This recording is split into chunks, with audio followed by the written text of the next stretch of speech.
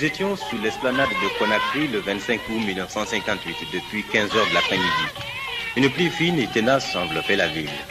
Comme à Waterloo, il pleuvait sans cesse, dira plus tard un journaliste. Le dynamisme, la sérénité, la captivité, ce sont entre autres les traits que dégage cette voix qui a longtemps bercé les auditeurs de Radio Guinée. Mais qui est l'homme derrière cette voix qui ôte à l'auditeur la force de se déconnecter du médium? Odilon Teya, une figure qui a transcendé toutes les générations de journalistes guinéens. Né et scolarisé dans la région administrative de Zérékoré, la rencontre entre cet homme et le métier qui a fait de lui une icône est la résultante d'un simple fait du hasard. Tout petit, Odilon est d'abord fasciné par le métier d'infirmier. Il s'imaginait dans le même travail que les dames qui venaient apporter des soins médicaux aux personnes malades dans son village. Mais la vie d'infirmier ne sera qu'un simple rêve car Odilon ne le vivra pas au cours de son existence. Après ce rêve avorté, il est charmé par l'envie d'être enfant de troupe. Une autre situation qui se solde par un échec car cette entité n'était réservée à l'époque qu'aux enfants dont les parents avaient un certain statut social. Mais le père d'Odilon n'était ni chef de canton, ni chef de village, moins encore un ancien combattant. Alors Odilon prit son mal en patience et continua ses études jusqu'à la fin du cycle du lycée.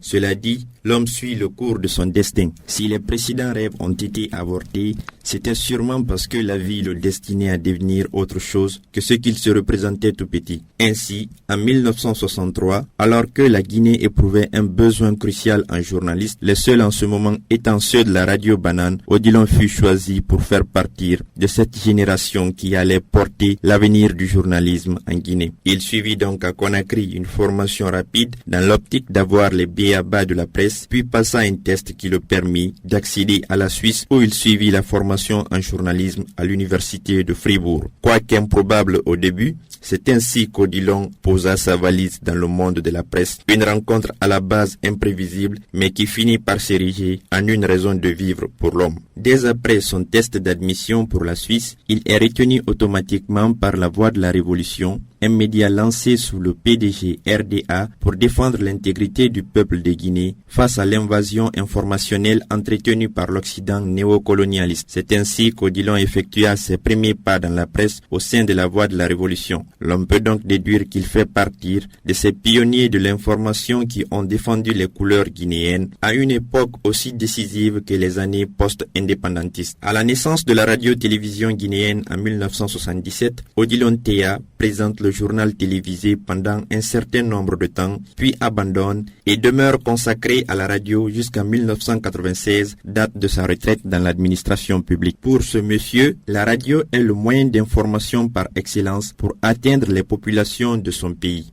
33 ans de service durant, Odilon a voyagé à travers le monde pour des stages de perfectionnement, notamment en Chine, au sein de la radio Pékin, en Suisse, à la radio Genève, la radio Berne, la radio Suisse internationale, où il effectua respectivement 3 mois de stage pour chaque média. En Allemagne, pendant 3 ans, il a été correspondant de la radio Pana pour la Voix de la Révolution. À la radio Suisse internationale, il a effectué 3 années de service au sein de la section francophone. L'histoire étant ce qu'elle est, à l'arrêt de la Voix de la Révolution, consécutif à la fin du règne du PDG RDA, c'est dans les studios de la radio Kaloum qu'il atterrit. Au sein de ce média, Odilon Loa alterne entre pratique du métier et enseignement pour livrer son expérience aux amoureux du métier. En 1996, il fait valoir son droit à la retraite. Il est sollicité à l'Institut des Arts de Dubreka, actuel Institut Morikanté des Arts, pour donner des cours de diction et d'écriture journalistique, chose qu'il accepte volontiers. Dans la même lancée, il commence à enseigner en 2006 au sein de l'Institut supérieur de l'information et de la communication de Kuntia pour donner des cours de diction. Animé par l'envie du partage, Odilon est aujourd'hui formateur dans plusieurs universités guinéennes où il participe à la qualification de l'élite, notamment en diction, une discipline qui permet de mieux articuler les mots. Il est également encadreur à la radio parlementaire. Aujourd'hui,